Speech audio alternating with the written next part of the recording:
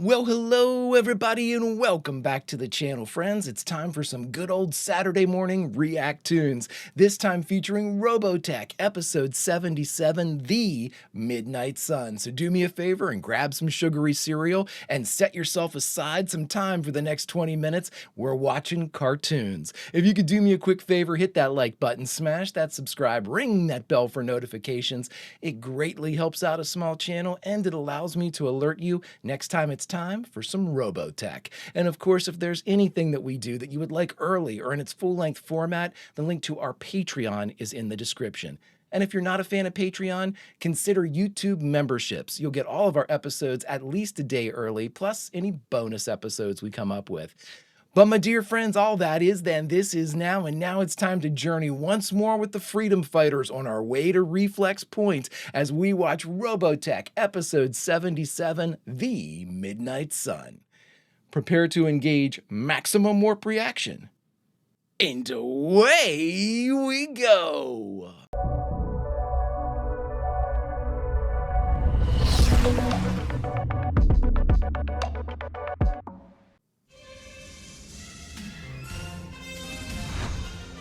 Fanfare! That's all I had left with the voice. It's never gonna be good, but that's all I had left with my voice. I'm losing my voice, everybody. I was talking to Patreon about it, but I've been recording quite a bit, and I'm pretty sure this is today's last recording because my voice is absolutely saying bye-bye. So I'm gonna keep talking though, because you guys get to hear all the cracks and croaks. I love you that much. I'll try to keep it to a minimum. Someone asked me, they said, what are you going to do when Robotech's over? And my first internal response was cry, because I have loved this. This has lived up to for those of you that might not know, I didn't have a chance to watch this for various reasons when I was a kid. I always felt like I missed out, super FOMO. And now having watched it, my hand to God, it has lived up to every expectation, exceeded the expectations as high as they were. My childhood expectations exceeded them. And I cannot believe it, friends. It has been a joy. And the biggest part of that's the community, because you guys have been absolutely fantastic. I have enjoyed every second. Let's see what we have. Under the command of Scott Bernard, must now tackle a treacherous, snow-covered mountain pass, which stands as an imposing obstacle on their continuing journey to Reflex Point. I don't suppose you want to stop to eat. It's getting dark and I'm getting hungry. I don't suppose anybody wants to slow down. Meanwhile, at Reflex Point, the Invid Princess Sarah is haunted by her memories of Lancer and confused by the new emotions growing inside her. What is wrong with me? Why do I keep seeing his face over and over again in my mind? What is it about this human that haunts me so? I love that the contaminant throughout all three series has been emotion. Now that we have assembled, you will move in force to the place where the humans are hiding, and you will destroy them. You will find them just over that hill. Proceed. You know, just once. Hear the echo? We've got at least one more day to get over these mountains. I'd save some of that for tomorrow, Lunk. I'm sorry to report, sir, that I've eaten it all. We can always catch a rabbit, right, Lunk? They like getting caught, Annie. That's why rabbits always go, catch me, catch me, catch me. I'm not sure they do that. Are the Invid coming back? Form up, everyone. Huh? Get your weapons ready. Do you see anything moving? Can you hear them? Maybe get to the mechs? Just stay quiet, everyone. Cool shot. Peeled and your ears alert. And your weapons ready. Understand? Really cool shot. Whew. It's all right now, Marlene. Believe me, you don't have a thing to worry about. Yeah, she seems fine. But you have to be strong. You have to survive despite the pain and fear. Yes. That's it. Just have faith that we will survive. You're gonna be fine. That whole speech sounds pretty optimistic to me. Optimistic or not, Rand, he's right. I only wish I was that confident. No, you're a leader. You don't have that luxury, Scott. Oh boy. These sons of bitches bury themselves. We will succeed in carrying out your... It's him. Your orders.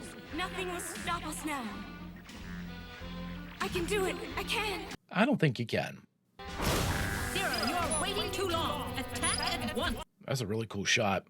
We're being attacked! Down, everybody! Damn. What a mess! We're surrounded! What happened to the red Alpha? I know that it was damaged. Did we leave it behind?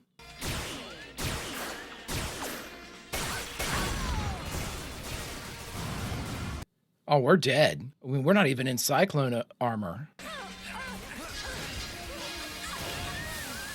Leaving all of our gear.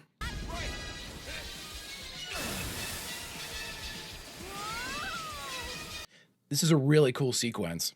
Zero, take their leader yourself.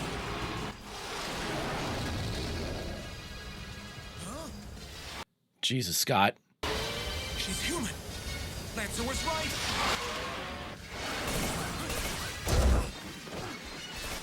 We are in deep, deep trouble here.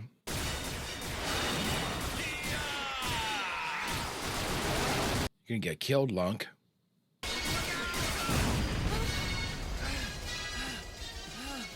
cannot hurt this one. But why?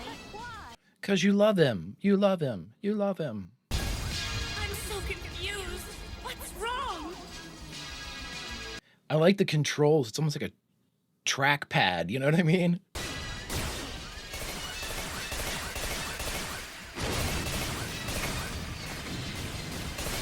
Dear God. Fight or die. Is this the meaning of life? Well, there must be more. I don't think we've been in a worse situation. What now? Oh, Avalanche is the perfect thing right now.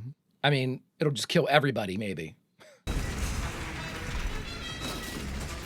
It could potentially cause confusion enough to escape, but I mean, oh my God. Avalanche! Run!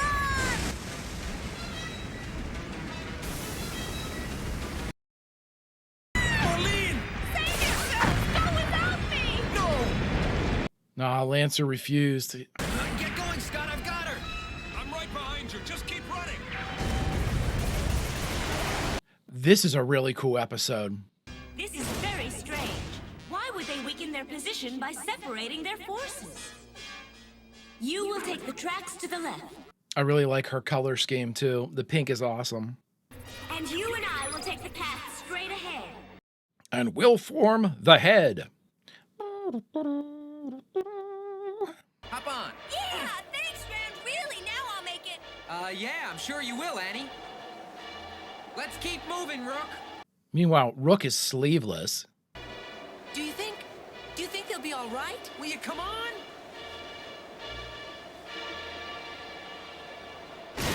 This is a really well done episode.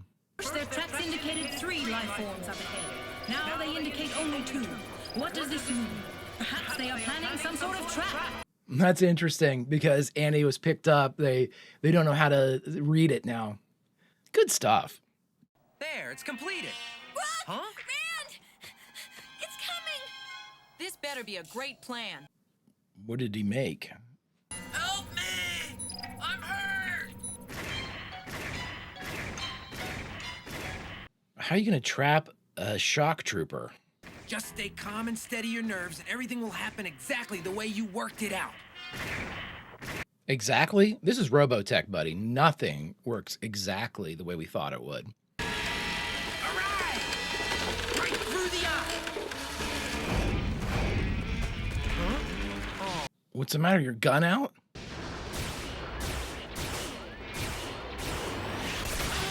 Dude.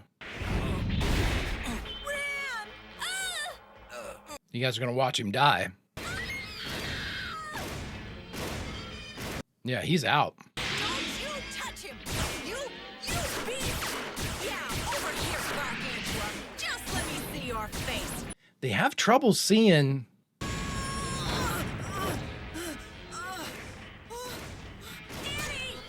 Oh, Annie's throwing snowballs. Get away from here! Just go away!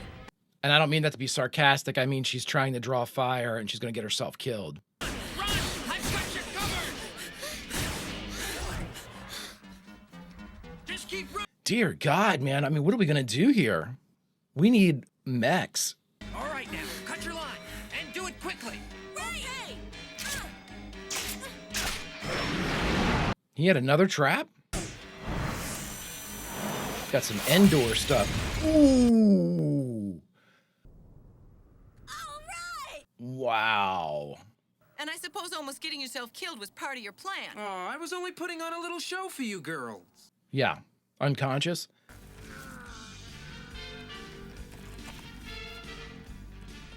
Hurry, Lunk. I am liking these booby traps they're setting up. Just a little bit more. Lunk has a triple hernia, but he started the rock moving.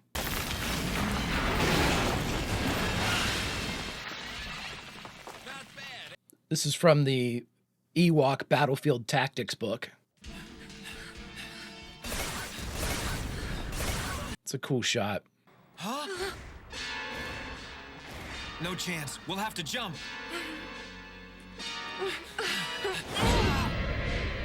Ooh, cool shot, but oh no. That's okay, that's good.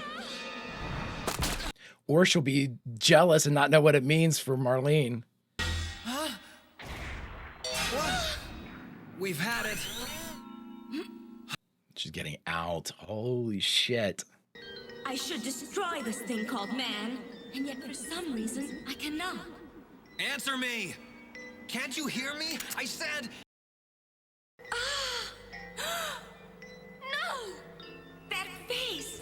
It's like time has stopped and I can look into my past and my future at the same time. Oh, wow. And you, Ariel, are part of that power. Come back to us. Come back, Ariel, and rejoin the Hive. Very interesting. What is wrong with me? I'm so confused. It's as though I know her. Like sisters somehow. Marlene, we'll save you.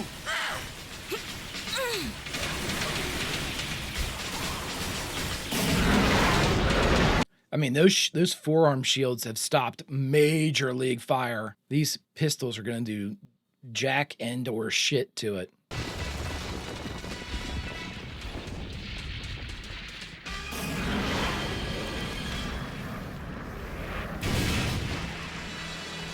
That was awesome. Tried to correct and fly back out and got hit by a rock. I think the operation turned out pretty well, don't you? You mean you planned this? We're all alive. Would someone tell me why that Invid didn't shoot Lancer and Marlene when it had the chance? Oh, come on, Rand, that's easy. We distracted it with our cover fire. It was just enough to confuse it so it didn't hurt them. You just don't want to see Scott. I can't do it. Huh? I don't belong with you. Please, Lancer, I'll just bring trouble. You'll be safe with me, Marlene. Are they tracking her? Another battle without a clear victor in a brutal war. Hey, we're alive. It's a victory. That's a W. It's a miracle any of us are coming out of these mountains. A miracle. Yeah, straight up. I could have destroyed them, I know that. Now I must find out why I spared them. Really cool episode. Really, really enjoyed that one. That was definitely one of my favorite ones from New Generation. That was really, really cool. All right, everybody, we just finished watching The Midnight Sun, the 77th episode of Robotech, and the only thing left to do is talk about it. All right, everyone, we just finished The Midnight Sun, the 77th episode of Robotech. Boy, oh boy, this one was really good. This was one of my absolute favorite ones. And to be very honest, when it started and I saw them like all mechless and running like basically just scattering, I thought, what's this going to be like? And again, not to be dismissive of it, I just thought, you know, is this just going to be a cat and mouse thing? We've had some of those before, but the actually like using like the survival tactics and like, you know, the different like I guess equivalent of like, you know, trap falls and things like that for the Invid, I thought was really neat. But the characterization in this one was really well done. I thought we actually got some really interesting stuff, strangely enough. You know, you can look at Marlene, you can look at Sarah, you can look at all those people that were kind of like really like developing quickly. And of course, yes, there was a ton with those two as they are kind of like evolving into whatever it is they're going to be as far as their emotional, like their capacity to feel emotions, which is the thing that's really kind of throwing a spanner in the works there is, again, the emotions of the humans. I'm going to say it again. I just really love the idea that that has been a carry through throughout all three arcs of Robotech, that they made that work. And it's like something they can't figure out. Like each one of the races that show up to try to conquer us, they can't figure out how to deal with emotions. And I think that is just fantastic. It's like we never knew that it was our defense, like our special defense was the ability to be emotional. And it just seems, and again, initially, if someone were to like read that to me or like, hey, it's going to be emotion, the power of love, I'd be like, oh, that's so phony.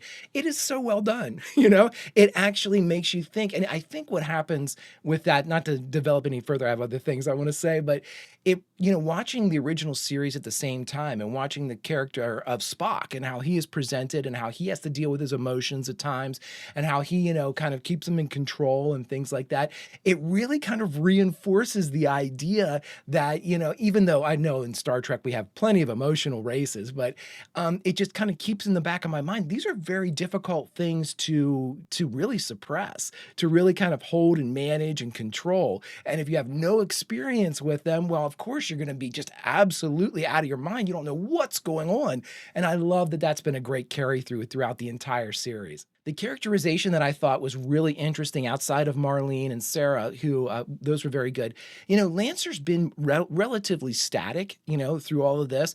But we actually got some interesting stuff from Rook today. And again, and when you look back on the character of Rook, and we've talked about it a couple times, Rook gives us painfully little about both herself, her current state of being. Only at times of like high stress and emotion does she kind of reveal what she's thinking. Like I think about the episode Separate Ways. When everybody decided to go, we learned a little bit more about Rook, how she was feeling in the moment, Again, she's almost like the opposite of the Invid. She can suppress her emotions almost easily. It looks effortless. I'm sure it's difficult, but she reveals very little and she shows very little. But in this episode, in one of those brief moments, and because it's so rare, I try to point it out whenever it happens. Because, Rook was sitting there. She was absolutely invested by, she was very concerned for Rand's well-being. She was very concerned for Annie's well-being. She was very sisterly to Annie, too. I think at the moment when Annie goes, I'm going to go keep watch. And she goes, oh, go ahead, be careful. We don't see a lot of that from Rook. When they were walking through the blizzard and, Rook's sleeveless there. And she goes, I hope everybody else is going to be okay. This is concern and things that we normally don't even, now she might feel it, but we don't hear it like verbalized. We don't hear her actually say out loud these things that she's feeling. Rook is very closed off. So I really, really like it when we get a glimpse behind the curtain for her. And really the most that we've ever received from Rook was sort of like that letter that she was writing back to her mom that you all told me was probably a letter to her mom during her flashback episode with the gangs and things like that. I forget the name of it offhand. But, when we heard about it and she was like, Annie's the sister, I get a second chance at being a sister. To me, this is one of the first times we've actually seen that. The first times we've actually seen her be sisterly towards Annie. And I thought it worked. It was very well done. And again, I like it when Rook's engaged. And I would like to see more of that because I think she's a very interesting character. And in many ways, she's the perfect sort of, for me, she's the perfect sort of hybrid between, if you're the extremes of the spectrum being Rand and Scott, I think Rook falls right in the middle. Same thing with Lancer, but Lancer's got more charisma, obviously, speaks a lot, converses and communicates with everybody much better than Rook. But that doesn't mean that we should overlook whenever Rook has something to say. And when she does have something to say and she does do something that certainly shows what she's thinking inside and, again, verbalizes her internal monologue, we have to take notice. Because, the creatives have deliberately left her sort of vague like this. But she is a main character. She's here the entire time. So it's almost like when she speaks, when they deem her worthy enough to be able to share her stuff, we've got to pay attention. And I think we were rewarded by that in this episode, where we got to see her really engaged on multiple fronts for the welfare of everybody and kind of reestablishing or establishing, honestly, because she doesn't really do it a whole lot, her place with the team. And, that was her concern for Annie. That was her being able to come in and save Rand's ass. Good stuff. Good stuff. Rand to me is I'm very hot and cold with Rand. I don't want to say he's like Rick. They're not necessarily the same guy. Rand can say things that irritate me, which he's supposed to. I don't fault the character at all for that. He's supposed to be brash, but sometimes he does things that just, the old adage, one step forward, three steps back. That's sort of my relationship with Rand.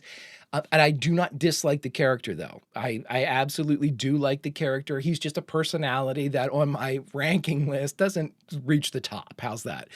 But again, he was very good in this episode. Rand showing himself to be that guerrilla fighter, that country boy that, Scott calls him sort of derogatively every once in a while. We need some, was it logs for a raft? Okay, country boy, time to show your stuff. Hands him like the hand axe. I'm like, okay.